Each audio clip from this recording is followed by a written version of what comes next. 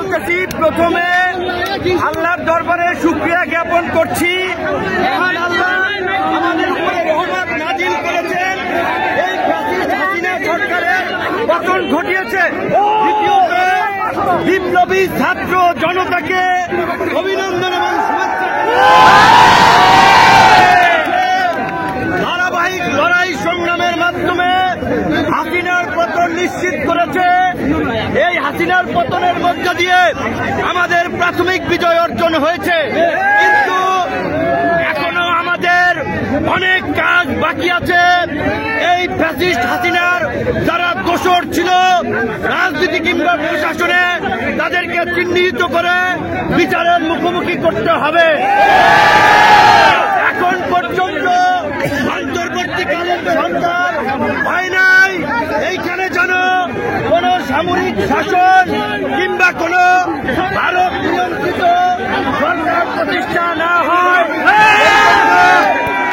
সেই জন্য রাজনৈতিক ঐক্যমতের ভিত্তিতে অনতিবিলম্বে অন্তর্বর্তী সরকার গঠন করতে হবে এবং ছাত্ররা ডক্টর মোহাম্মদ ইউনূসকে প্রধান করার যে প্রস্তাব দিয়েছে, আমার দল এবং আমরা সেই প্রস্তাব সমর্থন করছি। আমরা অনুরোধ জানাবো, আজকে সন্ধ্যার আগে মহামান্য রাষ্ট্রপতি ডক্টর ইউনূসের নেতৃত্বে অন্তর্বর্তীকালীন সরকার গঠন করে বিলুপ্ত উপরে হামলার এদেশীয় এজেন্টদেরকে ব্যবহার করাটা চক্রান্ত করছে। আপনারা সংখ্যালঘুদেরকে নিরাপত্তা দিবেন।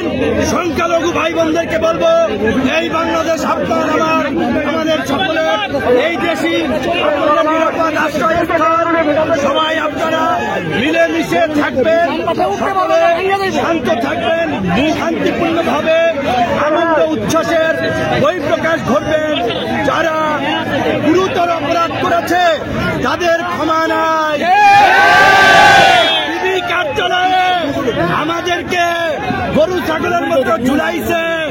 হারুনের নেতৃত্বে এডিসি শাহীন শাহ, যুগ্ম কমিশনার খন্দকার নুরুন নবী সহ যারা, তাদেরকে অবশ্যই বিচারের মুখোমুখি।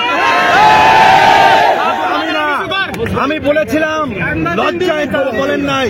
জামাতের সেক্রেটারি জেনারেল থেকে শুরু করে ফুটবলার আমিনুল ভাই, নীরব ভাই, বিএনপি জামাত বিরোধী দলের নেতৃবৃন্দকে গরু ছাগলের মতো পিটাইছে। প্রশাসনের মধ্যে এই দুর্বৃত্তদেরকে চিহ্নিত করে অবশ্যই চাকরিচ্যুত করে জেলে ভর্তি হবে।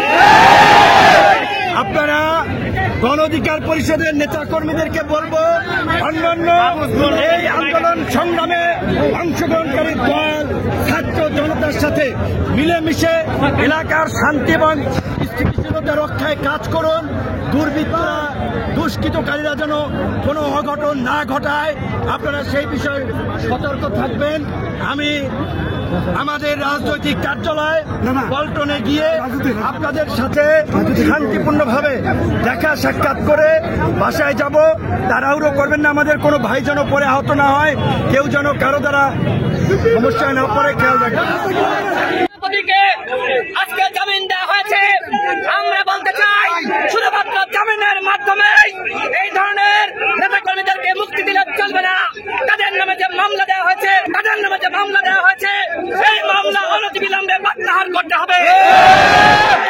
সাথী বন্ধুগণ, আমরা গতকাল মহামান্য রাষ্ট্রপতির সাথে সংলাপে বসেছিলাম। আমরা আহ্বান জানিয়েছি, অনতিবিলম্বে অন্তর্বর্তীকালীন সরকার দিতে হবে এবং এই অবৈধ সংসদকে বিলুপ্ত ঘোষণা করতে হবে।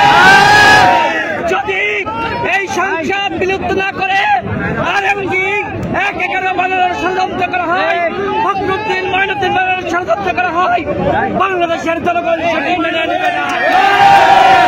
আমরা এই মুহূর্তে আমাদের সভাপতিকে নিয়ে আমরা পল্টনে যাব।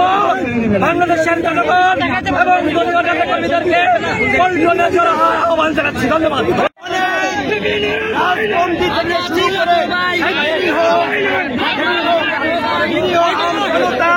কারাবন্দী আছে, অনতিবিলম্বে নির্বাহী আদেশের মাধ্যমে তাদের সকলকে মুক্তি দিতে হবে।